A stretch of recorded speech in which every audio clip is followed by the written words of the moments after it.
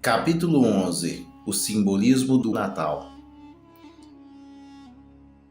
Eis que a Virgem conceberá e dará à luz a um filho, e ele será chamado de Emanuel, que significa Deus conosco. Mateus capítulo 1, versículo 23.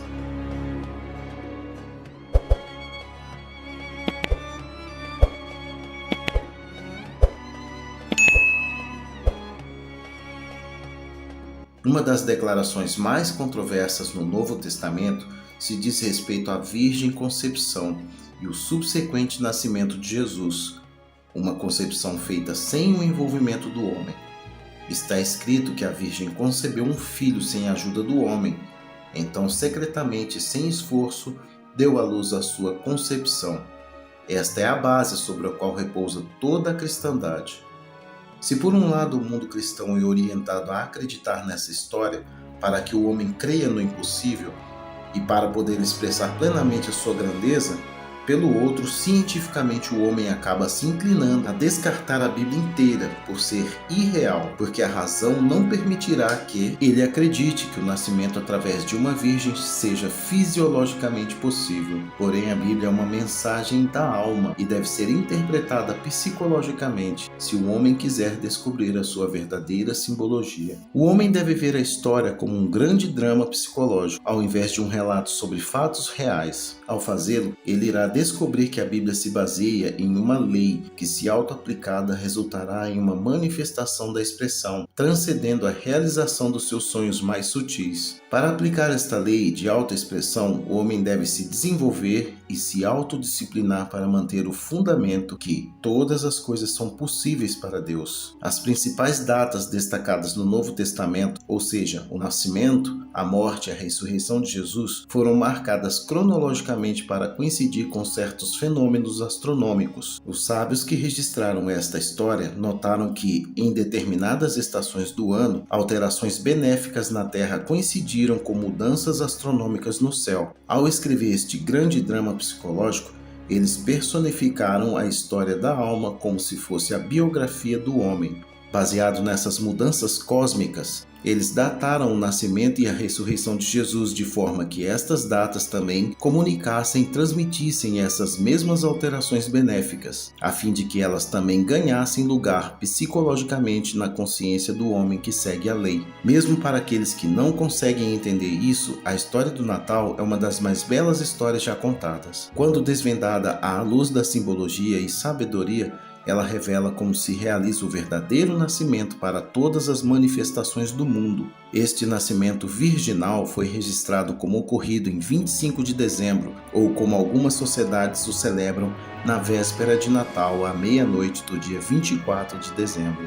Os sábios estabeleceram esta data para marcar o nascimento de Jesus, porque ela coincide com os grandes benefícios que ocorrem na Terra, devido a uma importante mudança astronômica que ocorre no planeta. As observações astronômicas que levaram os autores desta história a usar estas datas foram feitas a partir do hemisfério norte. Assim, do ponto de vista astronômico, elas são inversamente proporcionais a partir das latitudes do hemisfério sul. No entanto, como essa história foi registrada no norte, suas observações, referências e eventos nestas datas só podem ser vistas fisicamente a partir deste hemisfério. O homem desde cedo descobriu que o Sol desempenha um papel muito importante na sua vida e que sem o Sol a vida física, como ele conhece, não existiria. Então essas datas mais importantes na história da vida de Jesus se baseiam na posição do Sol conforme visto na Terra a partir das latitudes do norte. Depois que o Sol atinge o seu ponto mais alto nos céus, em junho, ele começa a cair gradualmente para o sul, levando com ele a vida no mundo vegetal. Então, quando se chega o inverno, em dezembro, quase tudo na natureza está aquietado, estéril e até mesmo congelado pelo frio. Se o Sol continuasse a descer para o sul,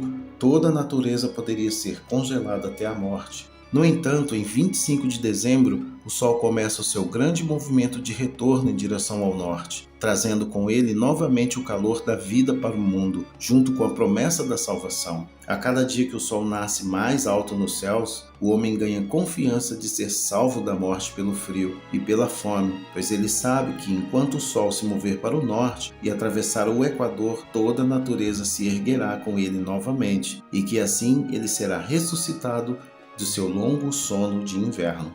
Apesar do Sol ainda não ter nascido, todos os dias começam a partir da meia-noite, e como o Sol nasce no leste, oriente, e se põe no oeste, ocidente, os antigos diziam que o dia nascia a partir da constelação que à meia-noite ocupava o horizonte leste.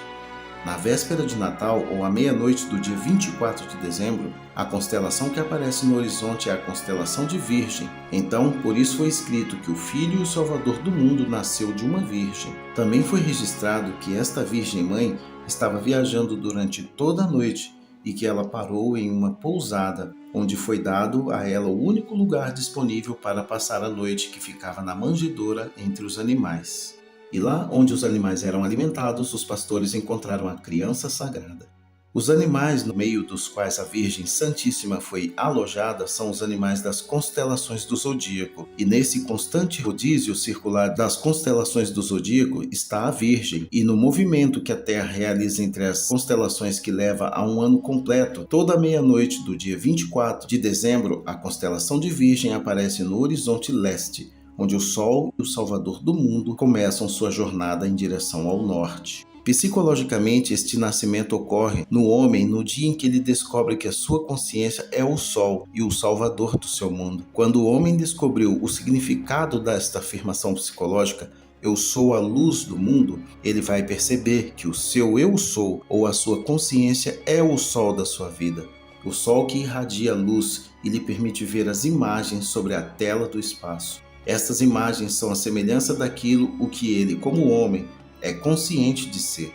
Assim, essas qualidades e atributos que parecem se mover sobre a tela do seu mundo são realmente projeções desta luz interior. As incontáveis esperanças e ambições não realizadas são as sementes que estão enterradas dentro da consciência ou ventre da Virgem de cada homem, e lá elas permanecem como as sementes da terra, presas no solo congelado do inverno, esperando que o sol se mova para o norte e que o homem volte a reconhecer a posição que ele realmente possui. Ao retornar este conhecimento, ele se moverá para o norte, através do seu conhecimento do seu verdadeiro ser, afirmando: eu sou a luz do mundo. Quando o homem descobrir que a sua consciência, o eu sou, é Deus, o Salvador do seu mundo, ele será como o sol em direção ao norte. Todas as suas ambições e desejos ocultos serão aquecidos e estimulados com o nascimento do conhecimento do seu verdadeiro eu. Ele vai afirmar que ele é aquilo o que até então ele pretendia ser. Sem a participação de qualquer homem, ele irá definir-se conforme tudo o que ele deseja expressar. Ele vai descobrir que o eu sou é a Virgem que dá luz sem o auxílio do homem, e que em todas as suas autoconcepções, quando fixadas e sentidas na consciência, serão facilmente incorporadas como realidades vivas em seu mundo. O homem um dia irá perceber que todo este drama ocorre em sua consciência, que a sua consciência incondicionada ou eu sou é a Virgem Maria, desejando por expressão que através desta lei da autoexpressão ele pode se definir de acordo com aquilo que ele deseja expressar, e que sem a ajuda ou cooperação de ninguém, ele irá expressar o que ele conscientemente tem alegado ou definido sobre si mesmo.